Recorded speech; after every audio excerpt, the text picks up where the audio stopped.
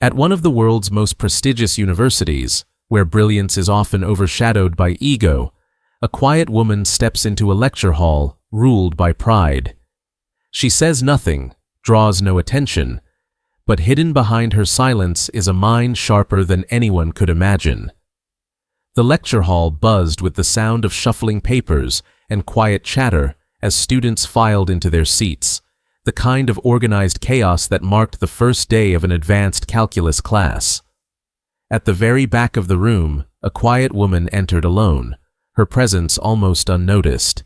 She clutched her books tightly, her steps measured, and eyes lowered.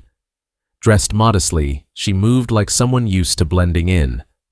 As she took her seat, a few students exchanged glances, whispering with idle curiosity. "She never talks," someone muttered, half interested, half dismissive. Moments later, the atmosphere shifted. The door swung open with a sharp creak, and in strode the elite professor, crisp suit, polished shoes, and the kind of practiced authority that filled a room before he even spoke. His reputation had arrived long before he had. Brilliant, arrogant, unforgiving. He carried his notes like a performer clutches a script, eyes scanning the crowd with surgical precision. Then, his gaze landed on her. One raised brow, the smallest smirk. He said nothing, but the judgment was clear. She didn't belong, not in his eyes. Without pause, he turned to the board and began scribbling a dense web of symbols and numbers. "Welcome to the last calculus class many of you will survive," he said, not joking. Laughter scattered across the room, uneasy but compliant. "This course isn't about memorizing formulas," he continued. "It's about thinking like a mathematician, if any of you are capable of that." The quiet woman stayed still, eyes fixed on the board, absorbing each line. As the lecture progressed, he paced, lectured, challenged. Then, without warning, he turned. "You," he said, pointing directly at the back. The room turned with him. The quiet woman looked up, slightly startled. "Yes, you. Solve this derivative," he said, tapping the board. Silence followed. She opened her mouth slowly to answer, voice soft, thoughtful, but he interrupted before she could finish. "Ah, thought so. Maybe this is too advanced," he said, lips curling into a condescending grin. She lowered her gaze again. "Don't worry," he added, turning back to the board. "I'll go slowly next time." Chuckles rose around her, a mix of pity and superiority. No one noticed the way her fingers tapped rhythmically on her notebook, or the subtle calm in her eyes. In the dim glow of the library's overhead lights, the quiet woman sat alone at a corner table, surrounded by thick textbooks and spiral-bound notebooks worn from constant use.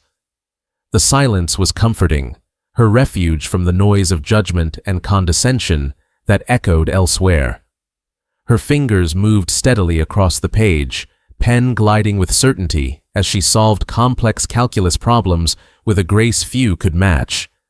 Her eyes scanned each line critically, finding elegance in logic, beauty in precision. In brief flashes, her past notebooks revealed themselves, pages filled edge to edge with dense formulas and intricate proofs. She had been mastering this language of numbers for years, quietly and relentlessly.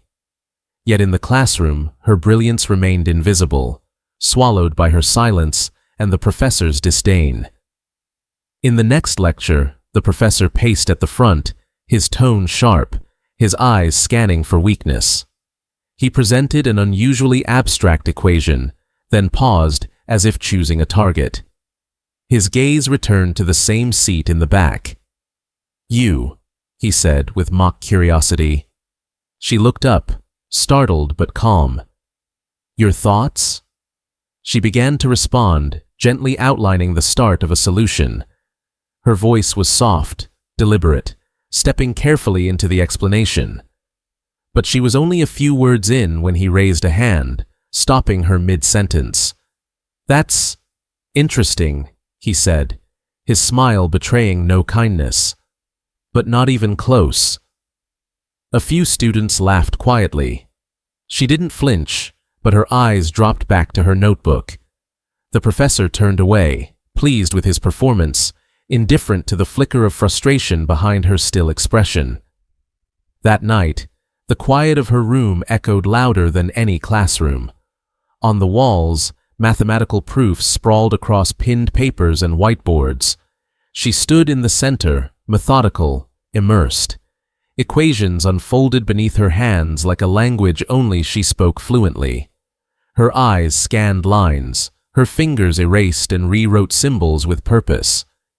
A pencil scratched in steady rhythm, the only sound competing with the slow, constant ticking of a nearby clock.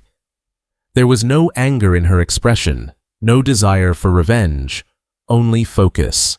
She was preparing something quietly powerful, not for applause, not for recognition, but because excellence was her nature.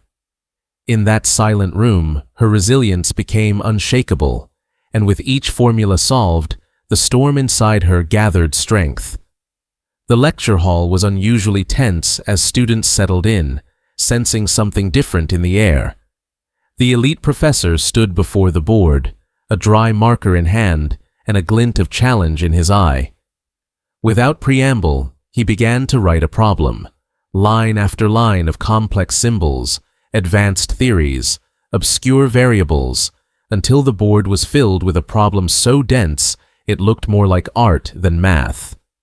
He stepped back and faced the class. "Mid-semester challenge," he announced.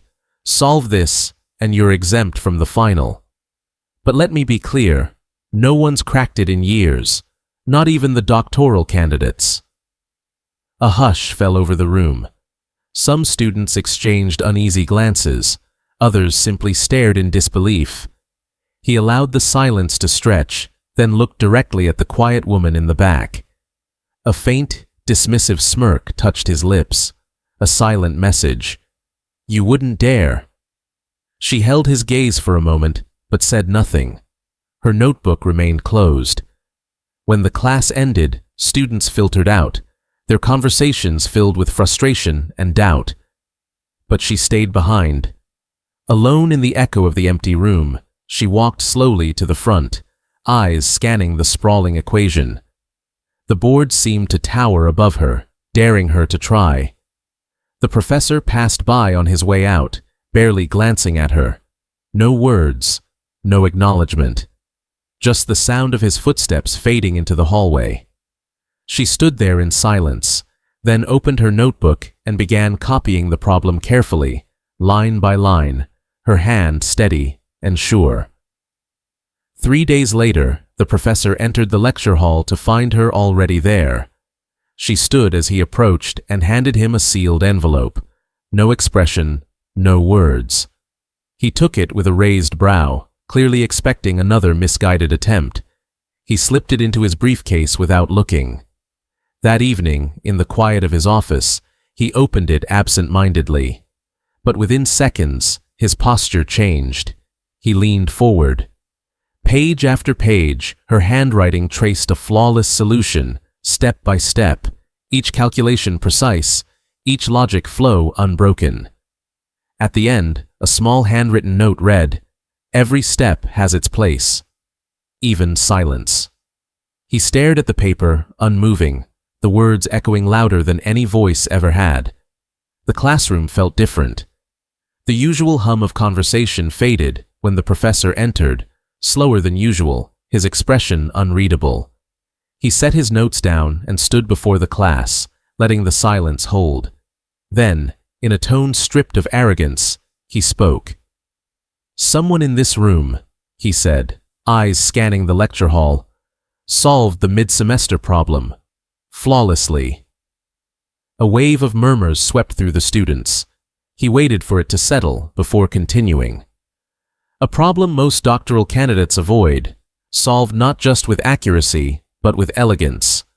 He paused, then added, "And it was done by a woman who's barely spoken 5 full sentences this semester." His eyes rested on the quiet woman in the back. A nod, small but genuine. No theatrics, just a quiet acknowledgement that meant everything. The shift was immediate. From that day forward, when he called on her, it was no longer a test, but an invitation. His voice carried respect now, and when she answered, it was calm, composed, and exact. Each response turned heads. Students who had once laughed under their breath now leaned in to hear her quiet voice. She didn't change who she was. She didn't speak louder, didn't try to dominate, but her confidence was now visible, steady like the rhythm of a metronome. The professor listened carefully, often nodding, sometimes even smiling faintly in approval. It wasn't a reversal, it was a reckoning. After class, the ripple of change reached the students. One hesitated at her desk, then asked, "Hey, how did you simplify that integral trick?" She looked up, offered a small smile, and explained it simply. Others gathered over time, not to flatter, but to learn. She didn't seek attention. She shared knowledge with the same quiet ease she had always carried, her answers clear and thoughtful. She became a presence, one not loud or forceful, but unmistakably respected. Her silence no longer felt like absence. It had become presence. On the final day of class, the professor stood once more before the students, but something about him had softened. "This semester has taught me something," he said. "Some minds speak loudest in silence, and I've learned to listen better." His words carried no trace of performance. He turned to her once more. "There's a research position opening this summer. I would be honored if you'd consider it." She met his gaze, calm as ever, and gave a single nod. No speech, no dramatics, just grace. As the students packed up, still processing the transformation they had witnessed, she walked out quietly, books in hand, the same way she had walked in. But everything had changed. Behind her, she left not applause or celebration, but something deeper. Stunned respect, earned not with words, but with brilliance in its purest form.